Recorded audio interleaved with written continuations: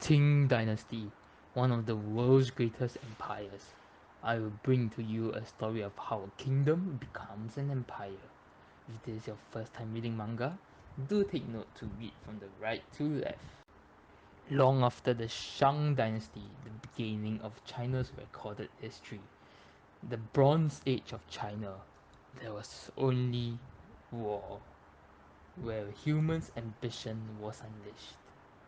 Chapter 1: Nameless Boy.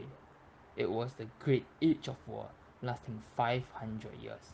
The Spring and Autumn Warring States period, also known as the 春秋 时代, and at this time, 245 BC, there was a kingdom in western China called Qing.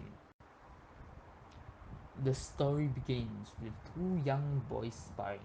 The sounds of their wooden swords clashing could be heard all the way from the hilltop. Then, with a massive swing, one of the boys was sent flying. While recovering, his companion had disappeared from his front. Surprised, the longer-haired boy skillfully predicted that his companion was going to attack him from the back. He stepped forward, spun around, and stepped on his friend's sword.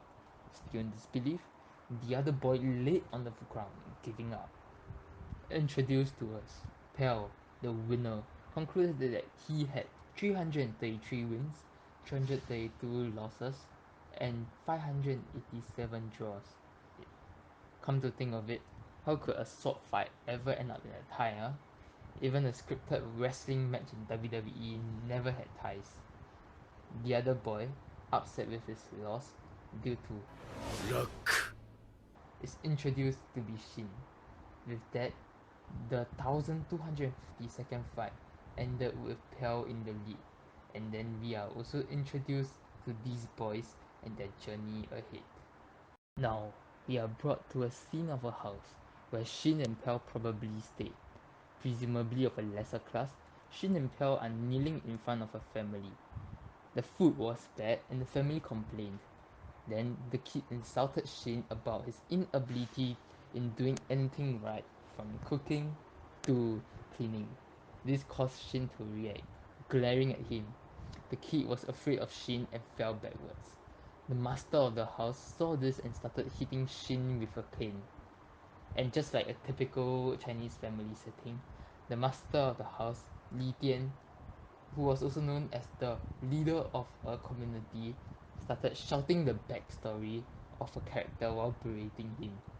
They were war orphans who he openly admitted to treating them like slaves while giving them the basic rights of food, clothes, and shelter. They would have to work for 10 whole years to pay back whatever they owe.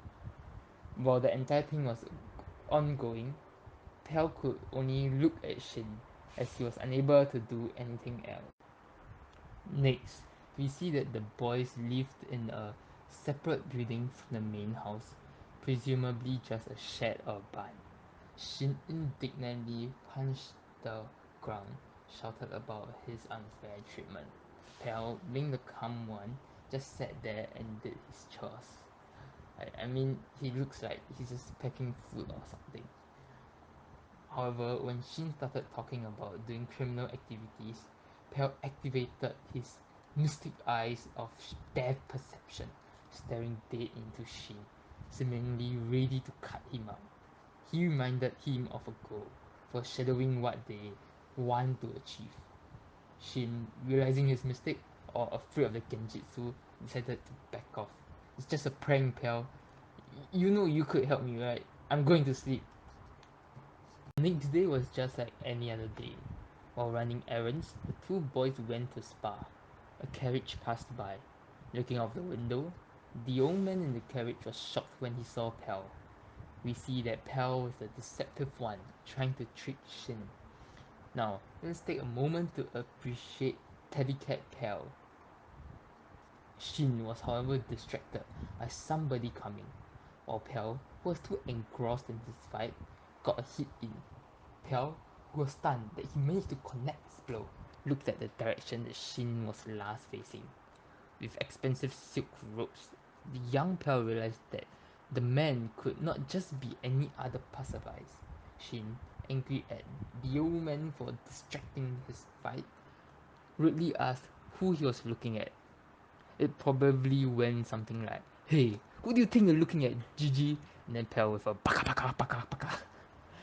The smarter Pell told Shin that this guy is probably another asshole that they have to treat nicely and tell him to shut the fuck up. Confused, the old man asked why did they fought, although they seemed to be such close friends. That wasn't a fight, it was a match, and because of you, I lost, old man. This was our 1253rd match, and now I have 332 wins, 334 losses, and 587 ties. It's the first time there's been a difference of 2 between us in a year. Disbelieved, the old man fired back, thinking he was being ridiculed. However, the two young boys' expressions were deadpan. The old man realized that they were being serious and began to question the insanity of the situation. Pell, noticing his opportunity, carpe diem. As long as we have bodies that can swing a sword, that's more than enough for Shin and I. For everything we lost from fighting, we will take back with fighting! The two boys presented their situations and goals with deep resolve shining in their eyes. Their goals being to enter the military and accept great achievements. Most importantly, they want their names to be echoed all across China as the most powerful great generals under the heavens. However, can I just point out the first that they want tall white walls. Second, even teens all the way back in the Qing dynasty wanted to impregnate women and spread their seeds. And thirdly, they want more servants even though they are servants themselves. Damn. And I also love this full page panel so much. Really nicely drawn. Hearing their far-fetched ambitions, the old man started laughing. This meeting might bring about what's needed to tear apart the dark clouds that hang over our state of Qing. The old man thought to himself. With that ominous ending, we come to the end of part 1 of Kingdom Chapter 1.